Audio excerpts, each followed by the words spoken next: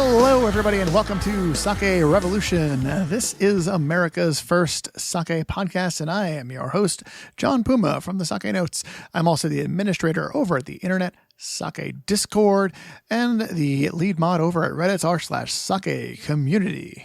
And I'm your host, Timothy Sullivan. I'm a sake samurai, I'm a sake educator, as well as the founder of the Urban Sake website. And every week, John and I will be here tasting and chatting about all things sake, and doing our best to make it fun and easy to understand. Well, Tim. Hey, John. Have you been to the movies in a while? Not in person. Not in person. No, you have not. When was the last time you actually set foot in a theater? Oh, gosh. Maybe 6 months ago? Oh, that's not that bad. Yeah. I feel like for me, it's been at least a year. Oh, my gosh. Yeah, it's been a while. I don't get out to the theater that often. That's not as often as I would like. But, you know. Are you a fan of film, generally speaking? I am. All right. And the thing I'm most a fan of is when I see sake in movies. Oh. So you don't get to see that many films then? No, I don't. But I do know someone who can tell us a lot about sake in the movies. We have a special subject matter expert on the show today. Ooh. That's who this guy yes. is. All right. I want to welcome our friend and big sake fan, Ben Haslar. He's coming to us from the Reels of Justice film podcast. And we're going to talk to him today about movies and sake. So Ben, welcome to the show. It's so good to have you. Thanks. It's great to be here. I've been an avid listener of the show since day 5, so this is a thrill for me. All right. That's great. And we already know that you're a big movie fan. How did you get started with sake, though? How did I get started with sake? You know, I've always had it from like the sushi restaurants and stuff that, you know, everyone's had. And I liked it. It's not bad.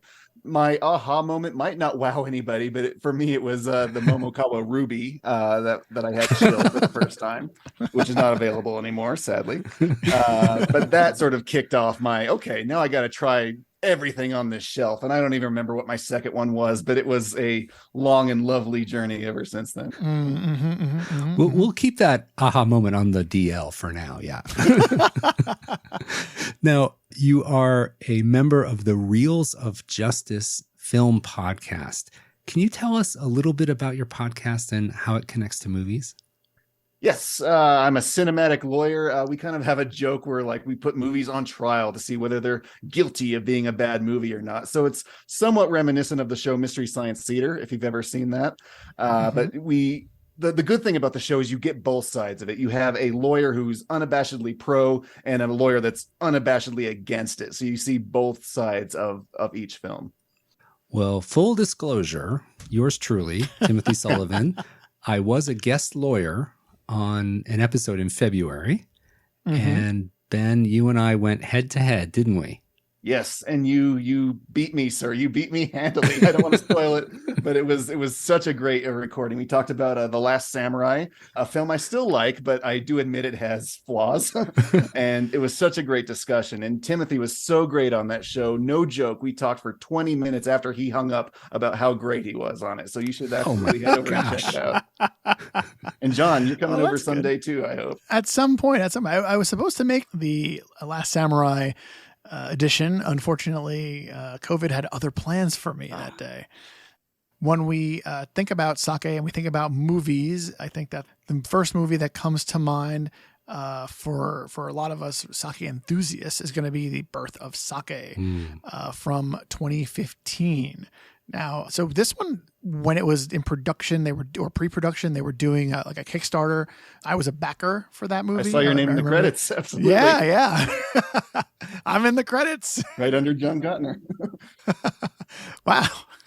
Good, lucky me. Tim, were you at the ground floor on this one? I was a backer as well. Aha! I supported it through their Kickstarter, but I wasn't listed under the Kickstarter supporters for some reason. They had a title of special thanks, and I got put on the special thanks.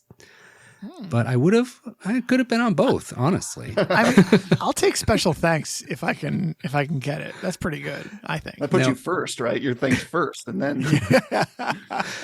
Now, Ben, I know you've seen The Birth of Sake. It's kind of the big kahuna when you talk about sake in movies, especially because it came out relatively recently. Do you want to give us a little bit of a summary from your point of view, a high-level summary of what this movie's about?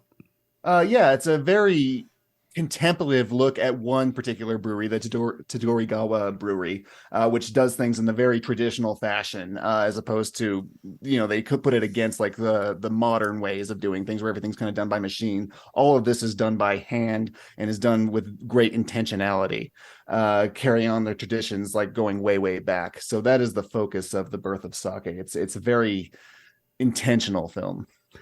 Yeah, and I think a major theme of the documentary is the transition of generation.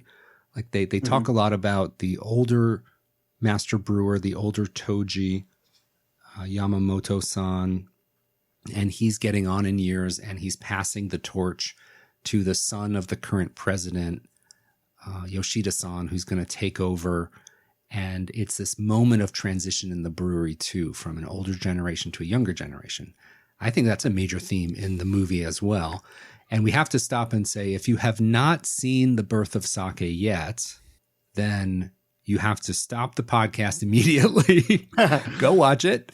And there may be some spoilers in our comments to come. So please. There are spoilers in sake movies. Yes, believe it or not. Believe it or not, it does happen. It does happen. All right. So John, what are your impressions of The Birth of Sake? Well, for me, the first thing that came to mind is I do remember like the first time I saw it and I was just like, this is beautiful. And it does such a great job of making you feel like you are there. Absolutely. And you're in there, brewing the sake with this crew, and you really like, they do such a great job of getting like the fly on the wall, sort of like you're kind of like hearing conversations that maybe you're not supposed to be overhearing, that kind of thing. This is what used to be used. Don't tell anyone. I mean, there was a scene of 3 of the brewers over 70 plus kind of frolicking in the onsen bath. So. Yes, full frontal male nudity is also not what I would have expected in a sake movie. So we've got, what kind of surprises do we have in store for us in The Birth of Sake? Number 1, spoilers. Number 2, naked Kurabito. Kurabito. It is a cultural difference, though. It's not not gratuitous or anything. No. And also like a great sense of community in the movie. That's also like the third thing that it hits very, very heavily, because these people are stuck together for 6 months. They have to work together at like 5 a.m. until late in the night every day, with probably like little breaks here and there. You probably don't even have enough time to like get out and do anything. Like you couldn't watch The Birth of Sake like in a full city, probably. Yeah. And what about the cinematography? I mean, that just was, I think, one of the highlights of the movie. Yeah, the black and white shots, particularly, that they kind of interlay like how sake is made, along with like the traditional journey throughout those 6 months. So it'll talk about like koji and like have an artistic shot of the steam and the raking of the grain, the spores kind of drifting over things, and all of that is very, very beautiful shots.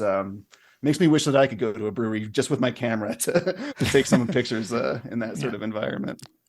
Yeah, because of the snow and the rice and the bags and the attire that they have to wear when they're working, there's so much white that they go in there and they really make that pop, so to speak, and make it really just look fantastic. It's a beautiful film to look at. It's just really nice.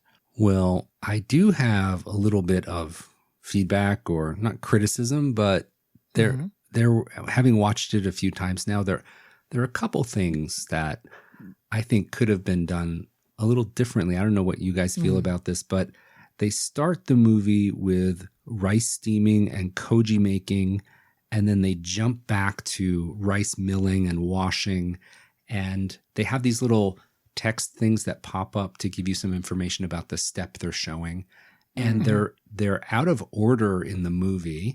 And then they also jump from the brewers stuck in the brewery for those 6 months, and they have these flashes to the Toji with his family, and they go back and forth and back and forth. And yes, I do agree with. Yeah, I think if they wanted to give that sense of like, oh, we're in a cage here, we're isolated 6 months, I think they could have done that and then released them to their family and then showed them going back for the next year at the very end of the movie as they did. Mm-hmm. I think it would have had more impact if they sliced up the movie a little differently. Yeah, but then the tasting of the sake would be like sort of at that 2/3 mark. Yeah. And that's kind of what you want to say for the end, like the fruits of their labor, them drinking sake.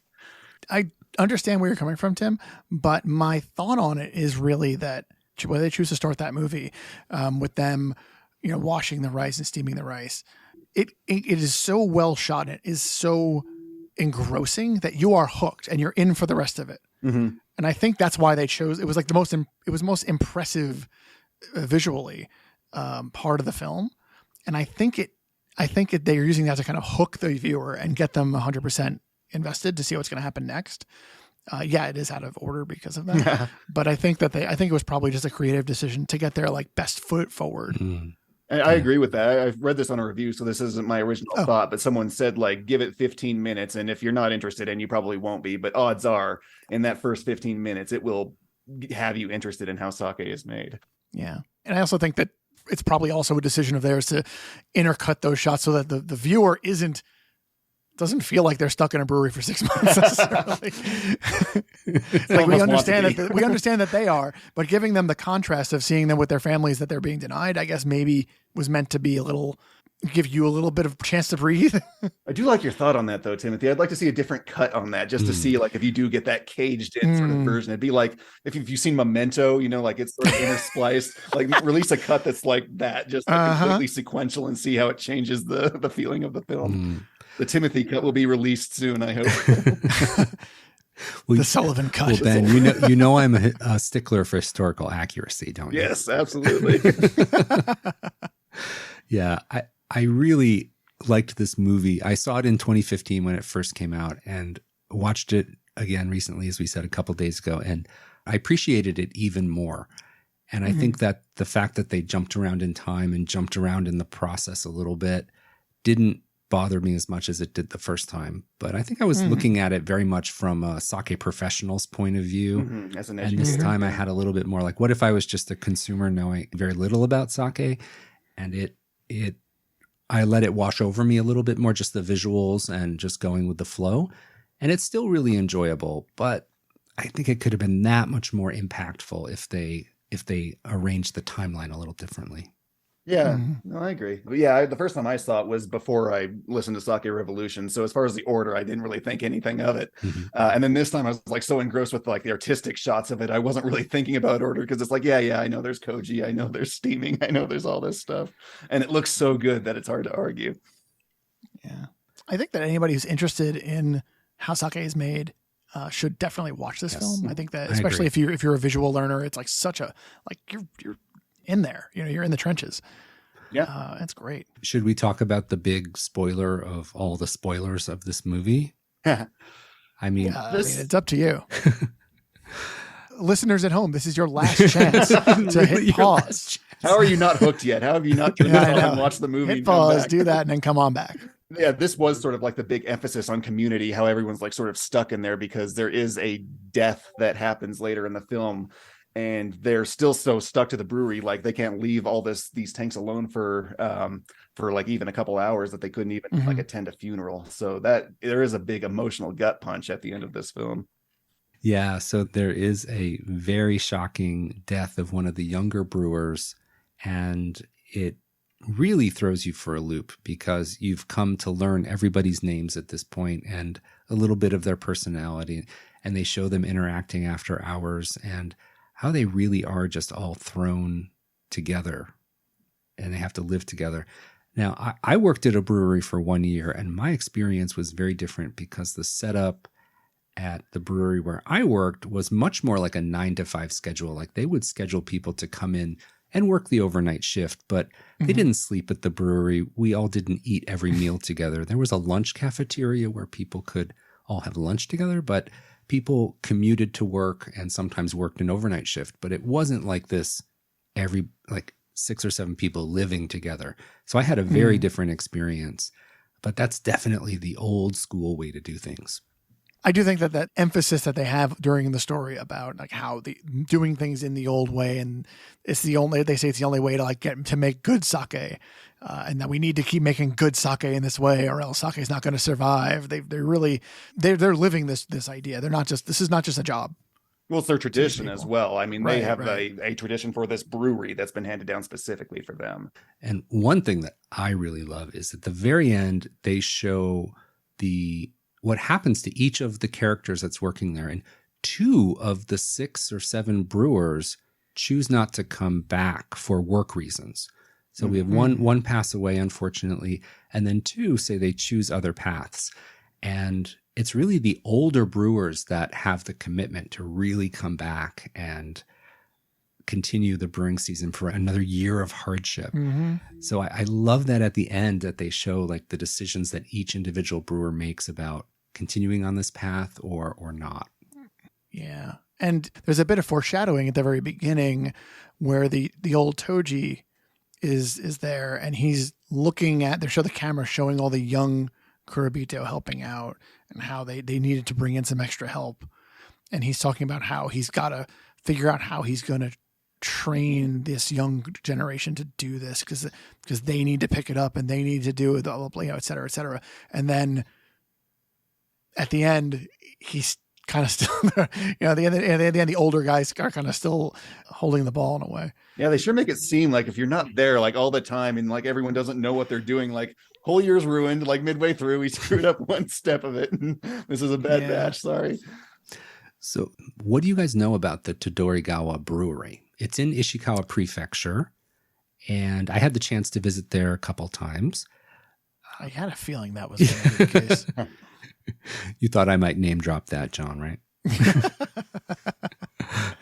Well, it's happened before. Yes, once or twice.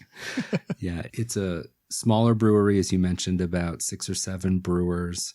And let's see when they're 145 years old now, almost coming up to 150 years old. Mm-hmm, mm-hmm. I think they said the start of the Meiji Restoration is when they...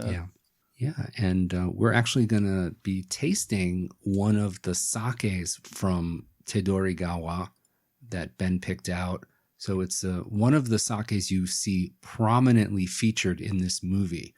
It's the one they're making, right? Like the Yamahai. When the son, Yoshida-san, goes out to places in New York and around Japan and is basically selling his wares in the off season, this is the label that he's pouring is the one we're going to taste today. So it's really special and super connected to this movie. Yeah. This is kind of their flagship sake. Absolutely. Definitely is like the one when you see Tedorigawa someplace, this is the sake you see. I'm very excited to try it because I've seen this movie, and every time I'm ordering sake, I'm like, oh, I should get it. And I always sort of forget, like I get lazy and I don't want to look it up and that sort of thing. So this will be so exciting. So wait, so this will be your first time having it? For this particular, yeah. Oh my gosh. Oh, that's going to be exciting. That's amazing. Oh, that's great. Fantastic. And I think one more thing we should let the people at home know. By the way, guys, you can come back now. The spoilers are over. We're actually going to be trying this in 2 different ways. Oh my goodness. Suspense. And we'll tell you what those ways are going to be in just a moment. But first, I'm going to tell you the stats. So this is, of course, Tedorigawa Junmai Yamahai. The rice being utilized is Gohyakuman Goku. The Seimai, the rice milling percentage is 60%. The sake meter value, that measure of dryness to sweetness, is +6, so a little bit on the dry side, all right, maybe a little bit a lot on the dry side. As we mentioned earlier, they are located in Ishikawa Prefecture, and the alcohol percentage is 15.8, and as we mentioned earlier, they are located over in Ishikawa Prefecture. So now we've kept you in suspense. Tim, what are we going to do to have this sake 2 ways? Well, we all have this beautiful Tedorigawa Junmai Yamahai, and we're going to be serving it chilled, and we're also going to try it warmed up. And this was actually Ben's recommendation because it's a Yamahai style. So maybe we should just very briefly talk about what Yamahai is. Yamahai is one of the alternate fermentation starter methods, and it is something that was developed around the turn of the century, and it allows lactic acid to develop naturally. And in a nutshell, Yamahai sakes can be a bit more earthy, a bit more umami driven, and a bit more robust. typically. There are more elegant examples of Yamahais and more rustic examples of Yamahai, but in a nutshell, if you had to explain it quickly, they tend to have a bit more earthiness and a bit more umami to them. So we have this sake, the Tedorigawa Junmai Yamahai. We have it chilled, and I have a wine glass here. So to get things started, why don't we pour our chilled sake into the wine glass and give that a taste as a baseline? Sounds like a plan to me. I really love this label too, that it's got like sort of the old style of them making sake, like where they're all like using the old tubs and stuff. It kind of echoes what they're doing in the movie. Yeah. Ben, that is such a great point. If you look at the label closely, and they've had this label for years, it's like a woodblock print, isn't it? And they're shirtless, just like they were in the movie. They are wearing underwear this time. Yes. All right. So you have it in the glass? I do. All right. Let's give it a smell. All right. Smells delicious. Yeah. I think this is what our friend of the show, Byron Sithem, would call a pretty Yamahai. Yes. Because it does have a Pretty Yamahai. nice, gentle aroma. It does. Makes me wonder if my heating ideas is going to work out, because usually it's like those like kind of harsher ones. We're going to find out. You Hold will that find thought. Yeah. So lovely. There's a very gentle rice aroma, a bit of sweetness on the aroma, maybe a hint of yeastiness as well, but just really very balanced and attractive aroma as well. Don't you think, Ben? Yes, although you describe it much better than I do. My sense of smell is not my best sense. Taste is much, much better. Right. Well, I think that's a hint, Tim. in honor of your sense of taste, let's give it a taste. Wow, I would not have pegged that as a Yamahai, just like blind.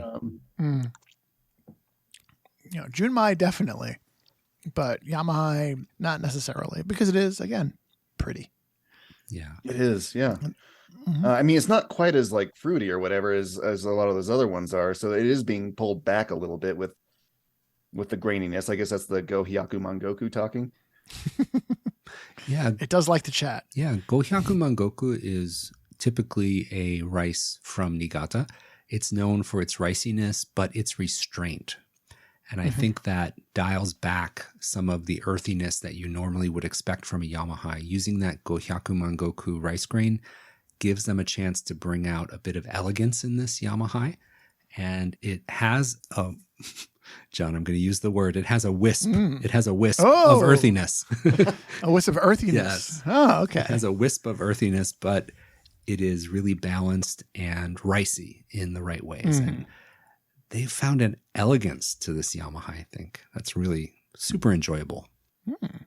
Excellent. Well, there we got a little water to clean the palate before we dive into the warm version. Guys, so what temperature have you warmed your Tedorigawa up to?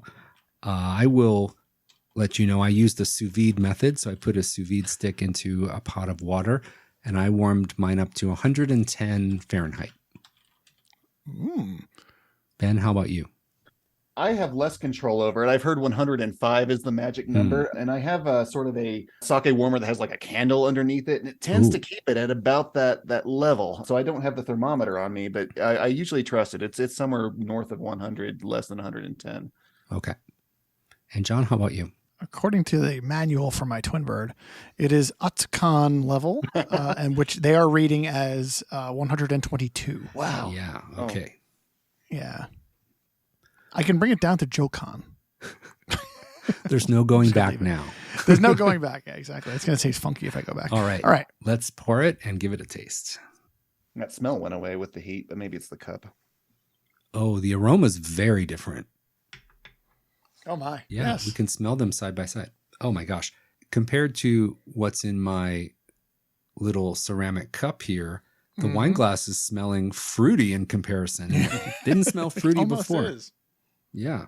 I get a lot of steamed rice Yeah. on the nose with the warmed version. All right, let's give it a taste. Oh, Wow, that is Man. different.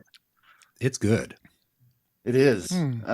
I take it back. I do prefer it warm. So my streak of preferring Yamahai's warmed is still unchanged. But yeah, this is what I love about sake is how it changes not just from bottle to bottle, but temperature to temperature. You can just have so much fun exploring it. Oh my gosh.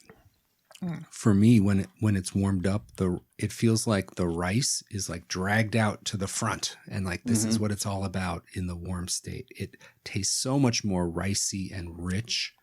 Yeah. And normally for me, the texture becomes a little more velvety when it's warmed, but I feel like there's just a little bit of sharpness here when it's warmed, but the ricey flavor really dominates for me. Yeah, it is powerfully ricey. But the texture, you're not wrong about that texture. It's a bit of a change. It's so silky. Yeah. It's very smooth now. Yeah. It's like rice and then silk and then sort of that like alcohol burn at the end. So there's like that fun journey that it goes through, which is a lot of fun. Yeah. Yeah. But can you imagine if you were like out in the middle of the Ishikawa winter brewing sake at midnight and you were freezing cold? This would be like the elixir of life, I think. This would be a godsend in that scenario. But my apartment's actually kind of warm, so I think I was preferring cold out of the glass. But I think I'm in the minority in this group. Ben already weighed in. He thinks he likes it better warm. Tim, you're the tiebreaker. Just like on the Reels of Justice podcast. I'm going to vote for the warm sake. Yes. I lost. Yes. I knew you'd see things my way, Timothy.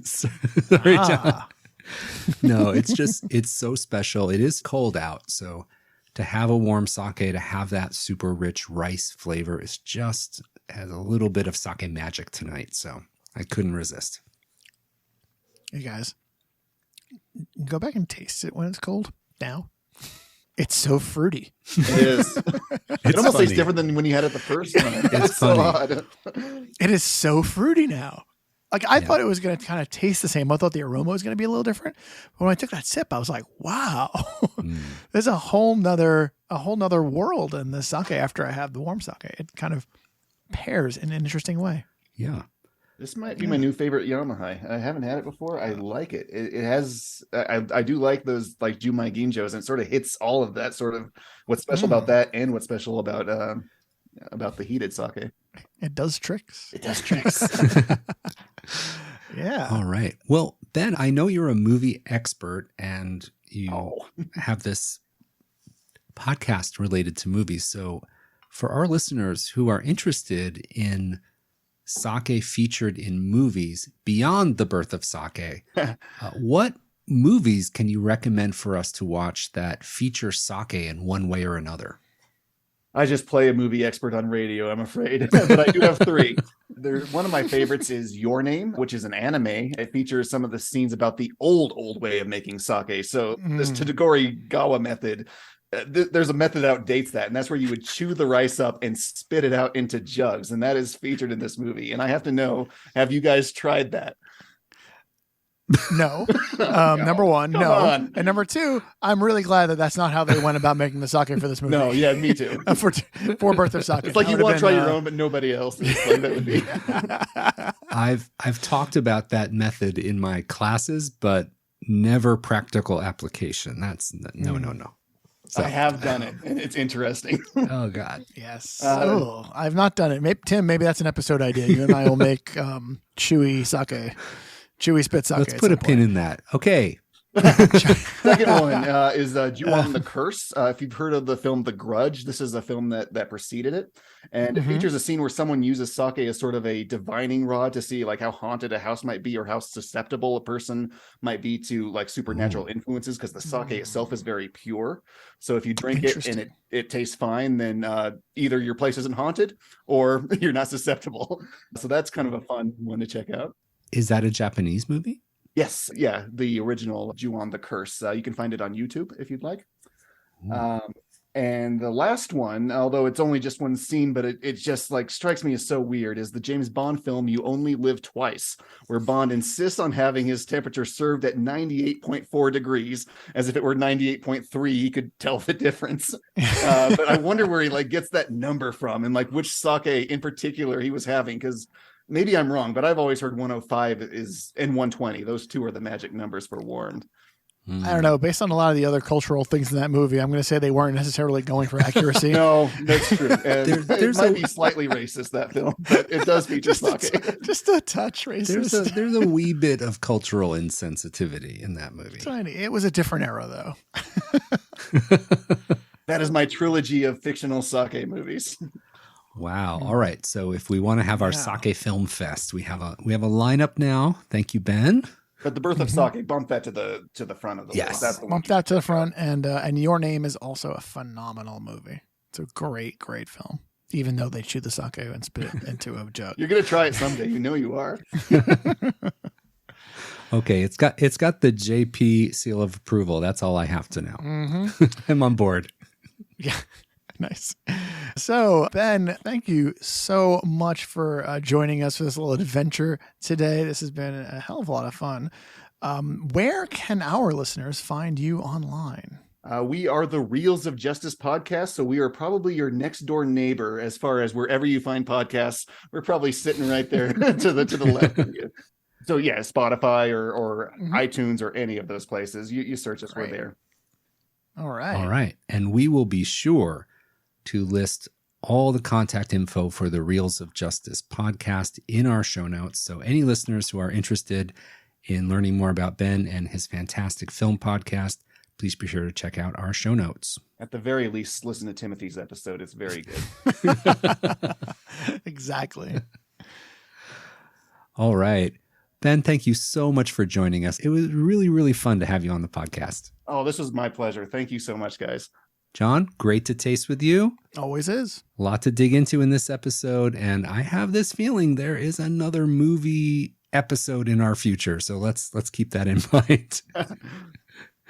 Not only to John, but I want to thank our listeners as well for joining us each and every week. And a special hello and thank you to our patrons.